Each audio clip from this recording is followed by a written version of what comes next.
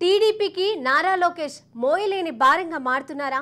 చంద్రబాబు నాయుడు తనడిగా మినహా తనకంటూ ప్రత్యేక అర్హతలు ఏమీ లేవా? ఎన్నికల షెడ్యూల్ కూడా విడుదలైన సమయంలో టీడీపీ, జనసేన, బీజేపీ కూటమి ప్రజాగలం సభా వేదికపై లోకేష్ ఎందుకు కనిపించలేదు?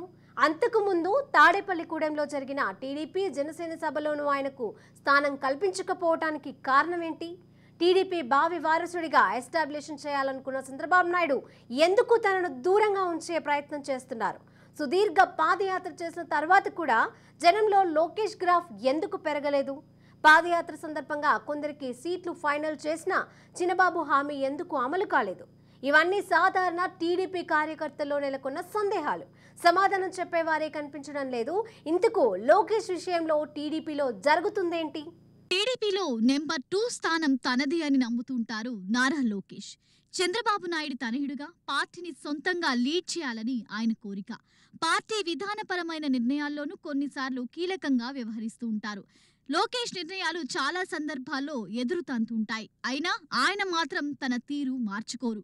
ఆయన నోటి నుంచి వెలువడుతున్న ఆణిముత్యాల్లాంటి వివాదాస్పద వ్యాఖ్యలకు కొదవే లేదు. చాలా సందర్భాల్లో తాను చేసే వ్యాఖ్యలు చంద్రబాబు నాయుడును ఇరకాటంలో పెడుతుంటాయి.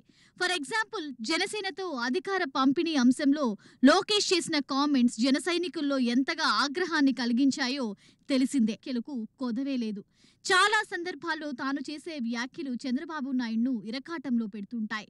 ఫర్ ఎగ్జాంపుల్, జనసేనతో అధికార పంపిణీ అంశంలో లోకేష్ చేసిన కామెంట్స్ జన సైనికుల్లో ఎంతగా ఆగ్రహాన్ని కలిగించాయో తెలిసిందే. అసలు అధికార పంపిణీ ఆలోచనే లేదని, కూటమి సీఎంగా చంద్రబాబే ఉంటారని తేల్చేశారు. చివరకు ఆ నష్టాన్ని కవర్ చేయడానికి చంద్రబాబుకు చుక్కలు కనిపించాయి. లోకేష్ కూటమి వేదికలపై కనిపించిన జన సైనికులు సహించని స్థితికి వచ్చారు. యువగళం పాదయాత్రలో తనలో పోరాట పటిమ, పరిణితి బాగా పెరిగిందని భావిస్తున్నారు నారా లోకేష్. అందుకే చాలా చోట్ల తండ్రి చంద్రబాబు నాయుడును ఓవర్టేక్ చేసి నిర్ణయాలు తీసుకున్నారు. అవి పార్టీలో చిక్కులు తెస్తున్నా సరే వెనక్కి తగ్గలేదు. ఆ మధ్య పాదయాత్రలో భాగంగా లోకేష్ చాలా చోట్ల బహిరంగ సభల్లో మాట్లాడారు. ఆ సందర్భంగా కొందరు నాయకులను అక్కడికక్కడే ఎమ్మెల్యే అభ్యర్థులుగా ప్రకటించేశారు. ఆయన ఎక్కడికక్కడి ఎమ్మెల్యేలను ప్రకటించుకుంటూ వెళ్లడంతో పార్టీని నమ్ముకున్న సీనియర్ల నుంచి వ్యతిరేకత ఒకవైపు చుట్టుముడితే, మరోవైపు చంద్రబాబు చేయించిన ఐవీఆర్ఎస్ సర్వేలో వారికి గెలుపు అవకాశాలు లేవని తేలిందే. దీంతో బాబు ఆగ్రహించి ఇక ముందు అలా చేయవద్దని హెచ్చరించాల్సి వచ్చింది. అప్పుడు ఆయన అభ్యర్థుల ప్రకటనను ఆపారు. గుంటూరు, కృష్ణా, నెల్లూరు, అనంతపురం, చిత్తూరు జిల్లాల్లో అప్పటికే చాలా మందికి లోకేష్ వ్యక్తిగతంగా హామీ ఇచ్చారు. విధిలేని స్థితిలో చంద్రబాబు వారిలో కొందరికి సీట్లు కన్ఫర్మ్ చేయాల్సి వచ్చింది. మొత్తం మీద లోకేష్ జోక్యం పార్టీకి పెద్ద తలనొప్పులు తెచ్చింది. స్టాన్ఫోర్డ్ యూనివర్సిటీలో చదివిన లోకేష్ ఏ విషయమైనా మాట్లాడే ముందు కనీసం బేసిక్స్ కూడా తెలుసుకోరు. ఎన్ని విమర్శలు వచ్చినా అదే తీరు. పూర్తి సమాచారం లేకుండా నోటికొచ్చింది చెప్తానంటే చిక్కులు తప్పవు. నారా లోకేష్ మాత్రం అందులో ఎంత పూర్ అంటే సాధారణ పౌడికి తెలిసిన విషయాలపై కూడా తన అమాయకత్వాన్ని ఓపెన్ గా చెప్పేస్తుంటారు. పాదయాత్ర సమయంలో ప్రతి టీడీపీ కార్యకర్త మీద కనీసం 20 పోలీస్ కేసులు ఉండాలని, అప్పుడే బాగా పనిచేస్తున్నట్లు గుర్తిస్తానని వ్యాఖ్యానించారు. దీనిపై విమర్శలు సరే, కానీ తీరా తన వంతు వచ్చేసరికి వెన్ను చూపిన ఆయన తీరు ఎంతగా విమర్శలు పాలైందో తెలియంది కాదు. చంద్రబాబు నాయుడు అరెస్టు జరిగిన సమయంలో పాదయాత్రలో ఉన్న లోకేష్ వెంటనే ఢిల్లీ వెళ్లిపోయారు. కారణాలు ఎన్ని చెప్పినా అరెస్టు భయంతో తాను వెళ్లిపోయారని అందరూ భావించే వాతావరణం కల్పించారు. నిజానికి నాయకుడిగా నిరూపించుకునే అవకాశం అరుదుగా వస్తుంది.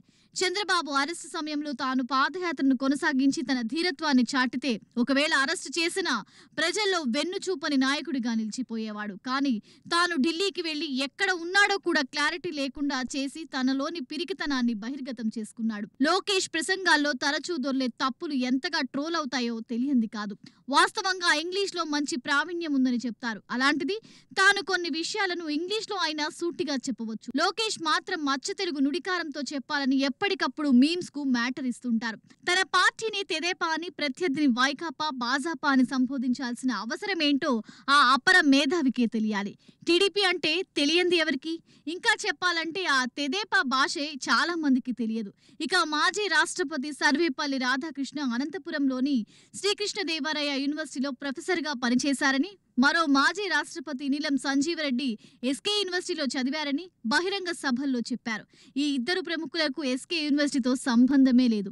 నీలం సంజీవరెడ్డి రాష్ట్రపతిగా ఉన్న కాలంలోనే ఎస్కే యూనివర్సిటీని 1991 సంవత్సరంలో స్థాపించారు. అంటే బేసిక్స్ కూడా పట్టించుకోని లీడర్గా ఇంకా నిరూపించుకోని లీడర్ లోకేష్. లోకేష్ ప్రసంగాల్లో చంద్రబాబు తరహాలో పస ఉండదన్నది వాస్తవం. లోకేష్ లీడర్లతో పాటు క్యాడర్ను, సాధారణ ప్రజలను కనెక్ట్ అయ్యేలా ఒక్క విషయాన్ని చెప్పలేడు. సర్కార్ను టార్గెట్ చేసే క్రమంలో ఎమోషన్ కరువవుతుంది. లోకేష్ చేస్తున్న విమర్శలు కూడా జగన్మోహన్ రెడ్డిని తిట్టడం తప్ప నిర్మాణాత్మకంగా లేవన్నదే టీడీపీ కార్యకర్తల నుంచే వినిపిస్తున్న మాట.